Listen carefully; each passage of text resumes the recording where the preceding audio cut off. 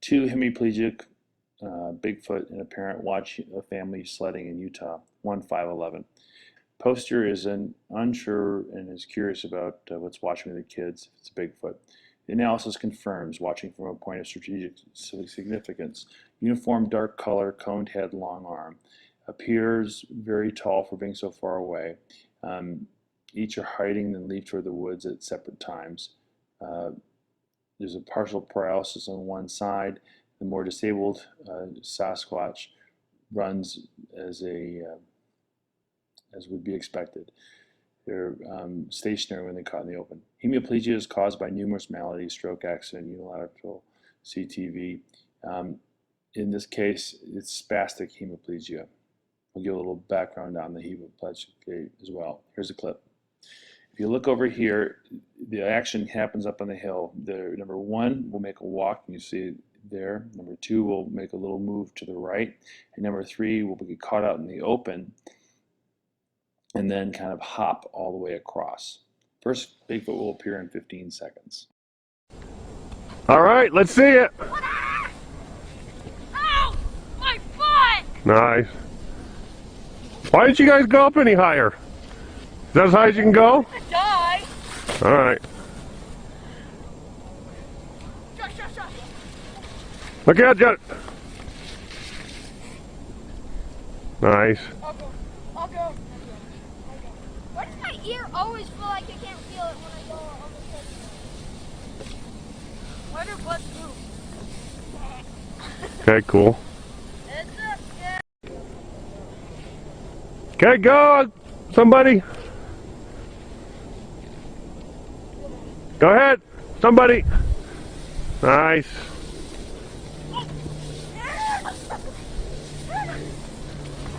Good job, Josh. Keep the feet down. Watch out! Go, Joshy. Oh, geez. Yeah! And Josh, you got the record. oh my god! Watch out for the rock, Ellie. Ow! George! Nice. All right, let's go. Go, go,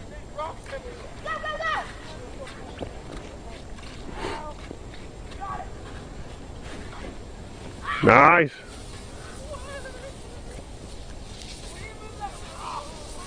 Nice.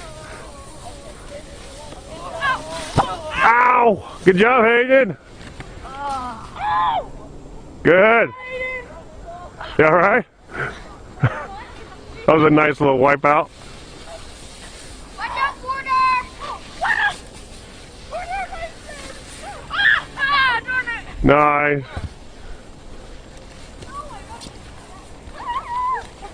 You got it! Okay, this wasn't seen until afterwards, but here we go. Number two, you'll see tree hiding, coned head, consistent color, only the right arm swings. It's behind this bush, and it'll start moving, and it's watching, and then it will kind of rise up and walk away, and only the right arm swings. So let's take a look. It's moving, watching the children on the hill. At some point in time, it's going to move. Gets up using one arm and then walks away kind of quickly. That's hemiparesis, by the way. So watch the right arm. It's laying here. It kind of spins around.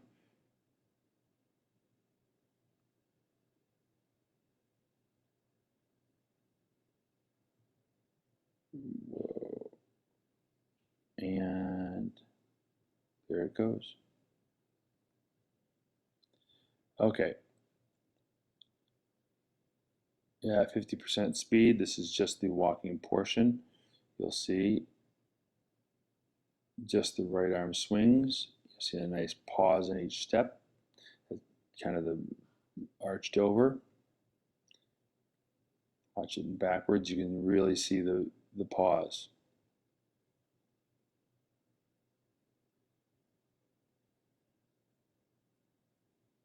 Kind of cool.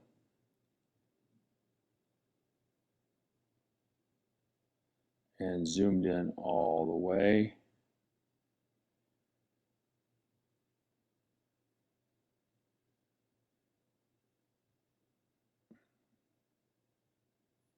Exiting. But that's by far not the most interesting thing part of the video. What for number 3? So number 2 is very simple. It just kind of there's a simple pause on the one step that we really see. You see a slope to the back, and then it kind of just goes out of sight. But it's a second Sasquatch, and it waits till immediately after. So there it is, and then it stands up, and one step, and then right back down. So it changes position immediately after number 1. There's a lightened a little bit there, and back down. Let's talk about Sasquatch number 3. It's very large for so far away and immediately hides when the camera turns on. Camera turns on and it is just standing there. See it up there? Legs apart, just to the left of the bush we saw before.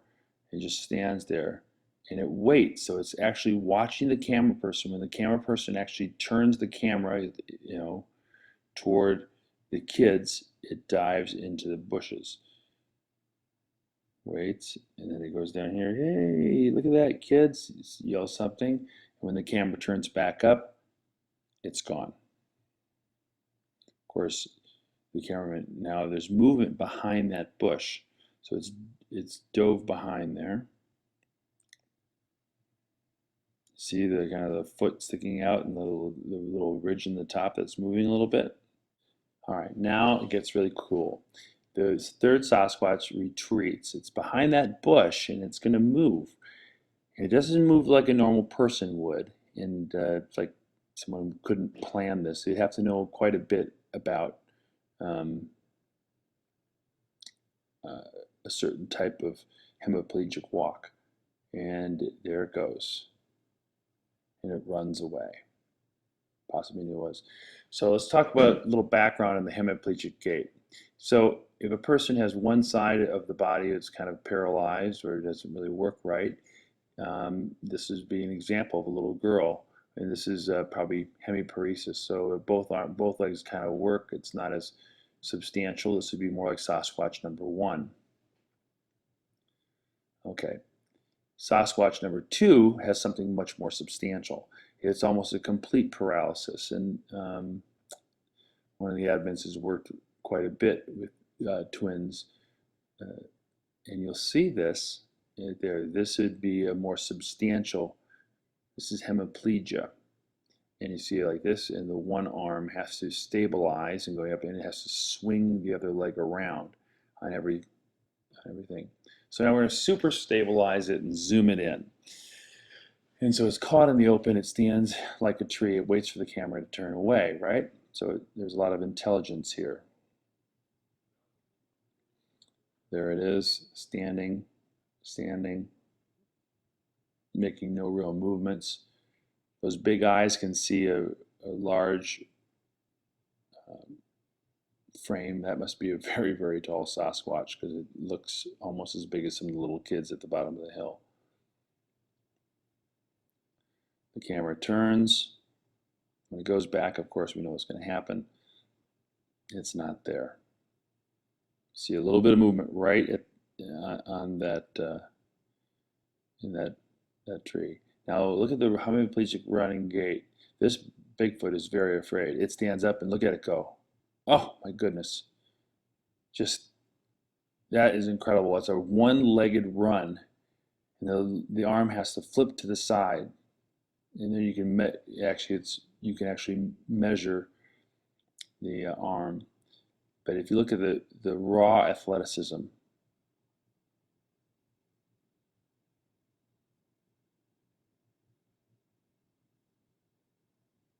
as it almost runs in the air, it's truly amazing. Arm length can be determined a couple different times. Left arm is spinning completely with the left arm, with the left leg. So there it goes. It's spinning. So the left arm comes up. It'll spin again. So there you see the coned head, no real neck. The back leg is going to drive forward, and there the left arm has been swung all the way up into the air. That is a very long left arm. It's right there. It's longer than 50%. It's not human. And then it'll move. And the leap in the air, which is particularly awesome. Let's watch that again.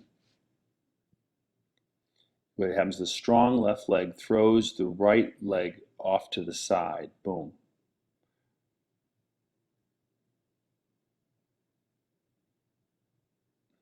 Okay. Conclusions, there's a bunch of them here. Number one, Sasquatch run in family groups for protection and success. Two disabled Sasquatch seem very well fed here. It is likely that Sasquatch number 1 and 3 are twins, and both would have unilateral cerebral palsy at 2 different levels of disability. One of the FB admins has extensive experience with twins with hemiplegia and hemiparesis. CP is 20 times more likely identical twins than the normal population. We'll explain why later. At least one Sasquatch parent will stay with their disabled children. Sasquatch will observe human children and disturbances from a distance. We've seen that before. The family group likely resides within 2,000 meters of this hilltop. Sasquatch hide and move strategically, waiting for one to complete a move. In the winter, Sasquatch will stay together and find higher, less accessible terrain. Probably not going down, but rather staying up.